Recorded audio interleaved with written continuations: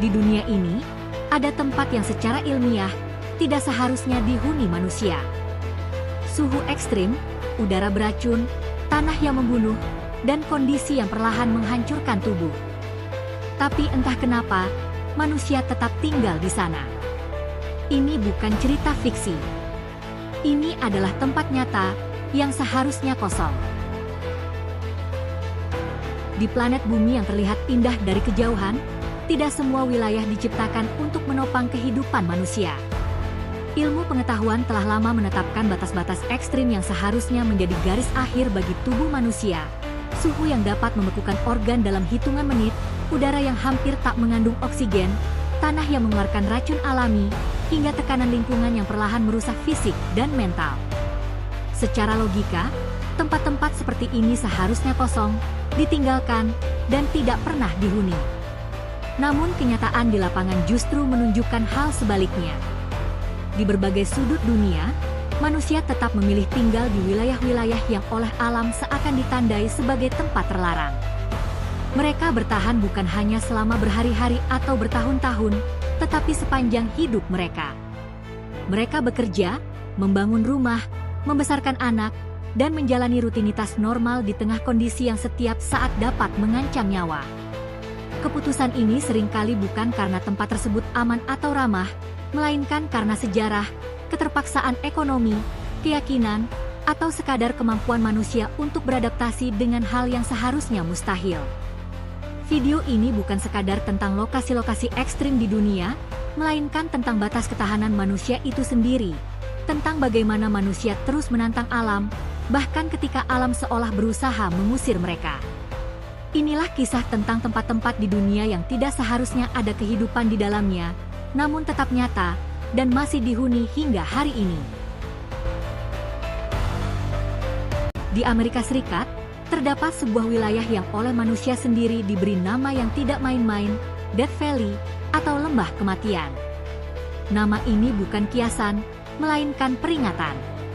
Secara ilmiah, Death Valley tercatat sebagai salah satu tempat terpanas yang pernah ada di bumi. Suhu di wilayah ini pernah mencapai lebih dari 56 derajat Celcius, cukup untuk membuat tubuh manusia kehilangan cairan dengan sangat cepat, merusak organ dalam, dan menyebabkan kematian hanya dalam hitungan jam tanpa perlindungan yang memadai. Tanahnya kering, retak, dan hampir tidak memiliki sumber air alami.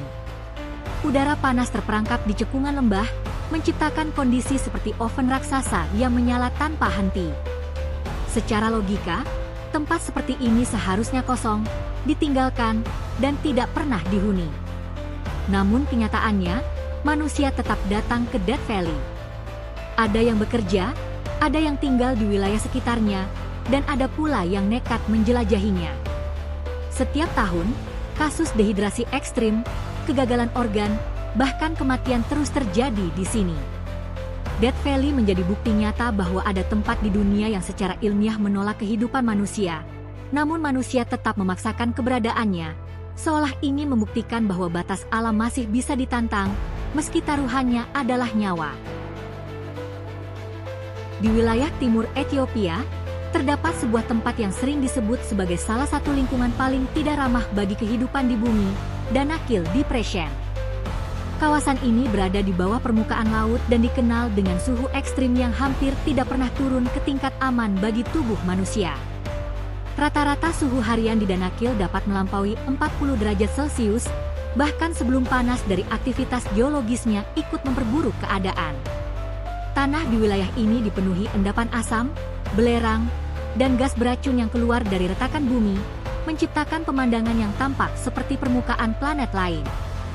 Danau-danau asam dengan warna mencolok bukanlah tanda kehidupan, melainkan peringatan bahaya. Secara ilmiah, paparan gas beracun dan suhu ekstrim di Danakil dapat menyebabkan gangguan pernapasan, kerusakan kulit, hingga kegagalan organ. Namun yang membuat tempat ini begitu mengganggu adalah kenyataan bahwa manusia tetap hadir di sini. Para penambang garam bekerja berjam-jam di bawah terik matahari, tanpa perlindungan modern yang memadai. Mereka berjalan melintasi tanah yang dapat melukai tubuh hanya dengan satu kesalahan langkah. Danakil Depression menjadi bukti bahwa ada tempat di dunia yang secara ilmiah mendekati batas terluar kehidupan manusia, namun tetap didatangi dan dijalani, seolah manusia terus menantang lingkungan yang secara perlahan berusaha menyingkirkan mereka. Dari panas dan gas beracun yang menyelimuti Danakil Depression, kita beralih ke tempat lain yang tidak kalah ekstrim, namun ancamannya datang secara perlahan dan senyap. Jauh di lepas pantai Brasil, terdapat sebuah pulau kecil yang secara resmi ditutup dari dunia luar, Ilha da Queimada Grande, atau yang lebih dikenal sebagai Snake Island. Pulau ini bukan berbahaya karena cuaca atau medan, melainkan karena makhluk hidup yang mendominasinya. Di sini, kepadatan ular berbisa tercatat sebagai salah satu yang tertinggi di dunia. Diperkirakan, terdapat satu ular berbisa untuk setiap beberapa meter persegi daratan. Racun yang dimiliki spesies utama di pulau ini mampu menyebabkan kelumpuhan, pendarahan internal, hingga kematian dalam waktu singkat. Secara ilmiah, pulau dengan kondisi seperti ini seharusnya tidak pernah dihuni manusia.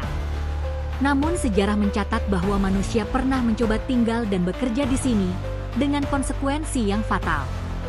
Kini, pemerintah Brasil melarang keras siapapun untuk menetap di pulau tersebut.